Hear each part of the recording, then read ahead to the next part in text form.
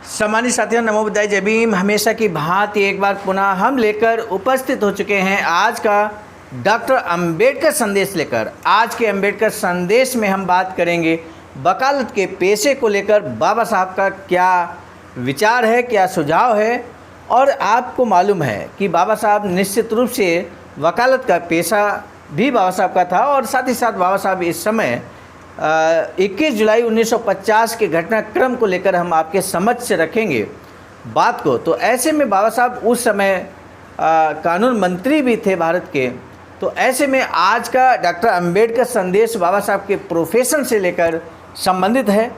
और साथ ही साथ यदि आप वकालत के पेशे को लेकर निश्चित रूप से कुछ विचार कर रहे हैं, चाहे वो अपने घर परिवार युवाओं के बारे में कि उन्हें वकालत का पेशा अपनाना चाहिए या नहीं अपनाना चाहिए, इस संबंध में अगर आप कोई विचार रखते हैं तो आपके विचारों का बाबा साहब के साथ क्या तालमेल हो सकता है, ये जब आप अंबेडकर संदेश अंत तक सुनेंगे तो निश्चित रूप से ऐसा महसूस करेंगे कि आखिर आपकी विचारधारा बाबा साहब की विचारधारा से कहाँ तक मेल खाती है और कहाँ तक सुधार की आवश्यकता है।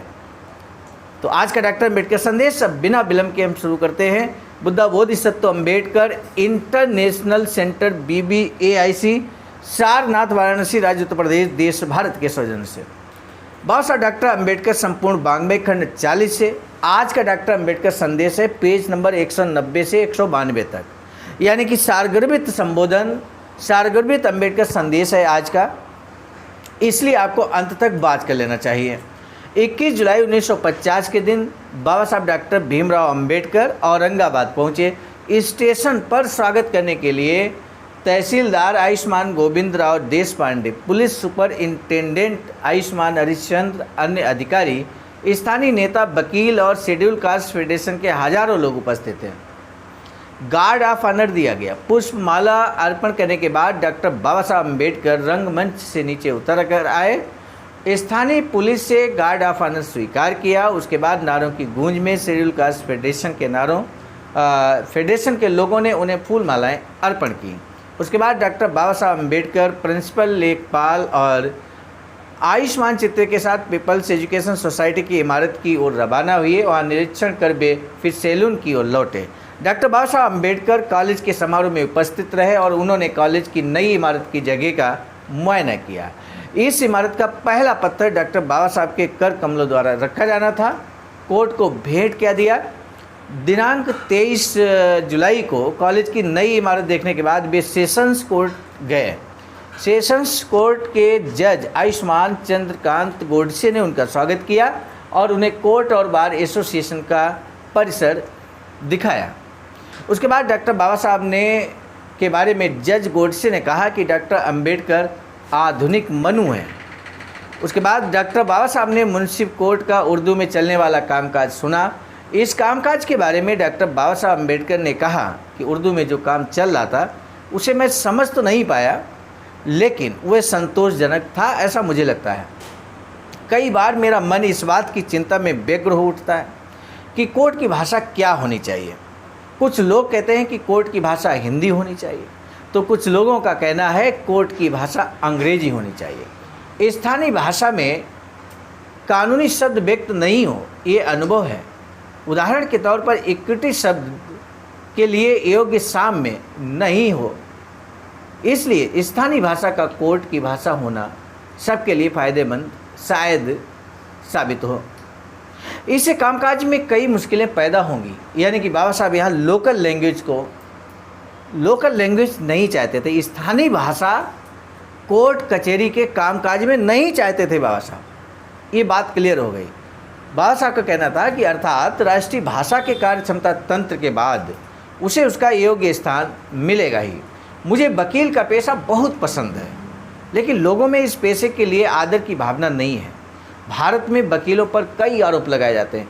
केंद्र सरकार से मुक्त होने के बाद मैं इसी पेशे को अपना जीवन समर्पित करने वाला हूँ। इस समय बाबा साहब केंद्र सरकार में कानून मंत्री हैं और बाबा साहब कहते हैं कि जब हम कानून मंत्री के पद से हटेंगे, यानी कि एक एहसास दिला दिया बाबा साहब ने भविष्य का, तो फिर ऐसे में हम इसी पेशे को अर्थात वकालत के पेशे को ही अपनाएंगे, वकालत के पेशे को अपना जीवन समर्पित करेंगे। ये बात बाबा साहब कहते हैं। बाबा साहब कहते हैं कि आज इस देश में लायक वकील बहुत कम है। लायक वकील ना हो तो ये विभाग की अधोगति को जाएगा। आज इस पेशे को बुरे दिन देखने पड़ रहे हैं। इसकी एक वजह ये भी है कि कुछ लोग अवकाश प्राप्ति की उम्र के बाद भी अवकाश नहीं लेते, युवाओं को काम करने का मौका नहीं देते। एक व्यवसाय की प्रतिष्ठा बनी रहे, इसके लिए युवा वकीलों को मौका देना जरूरी है। इस व्यवसाय में मर्यादा रखना बेहद ज़रूरी है। उन्होंने आगे कहा कि कानून के पंडितों द्वारा आज़ादी, हेवियस कॉर्प्स और अन्य कामकाज का महत्व जानकर राष्ट्र की सेवा की जानी चाहिए। आज का डॉक्टर अंबेडकर संदेश सारगर्भित था, लेकिन एक बड़ा संदेश बाबा साहब ने यहाँ पर दिया, वो आपने सुना, ध्यान से सुना। इसके लिए आपका हम तहे दिल से साधुवाद व्यक्त करते हैं। आज के डॉक्टर अंबेडकर संदेश का जो प्रश्न है वो सर, तो बाबा साहब डॉक्टर भीमराव अंबेडकर ने किस नई इमारत के पत्थर को पहली बार रखा, यानी कि बाबा साहब के द्वारा उद्घाटन हुआ। बाबा साहब डॉक्टर अंबेडकर क्यों वकालत के पेशे को पुनः अपनाना चाहते थे, और आज समाज में अच्छे वकीलों का अभाव है। क्या वर्तमान परिवेश में भी आप ऐसा ही मानते हैं? अपने विचारों को जरूर साझा कीजिएगा, जिससे हम आपके विचारों का और बाबा साहब के विचारों से तालमेल बिठा सकें। आज का डॉक्टर अंबेडकर संदेश समाप्त करने से पहले हम आपको बता दें, बाबा साहब की एक अधूरी इच्छा है वैचारिकी सेंटर बनाने की।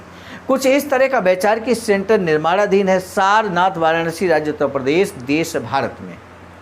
सामान्य साथियों, यदि आप भी चाहते हैं कि बाबा साहब की अधूरी इच्छा जल्द ही पूरी हो जाए तो दिए गए अकाउंट नंबर पर अपना मूल्य योगदान कर सकते हैं। आज का डॉक्टर अंबेडकर संदेश अच्छा लगा हो तो ज़रूर जन जन तक शेयर कीजिएगा। अब दीजिए इजाज़त। आप सभी को सादर नमो बुद्धाय। जय भीम। Like, subscribe, comment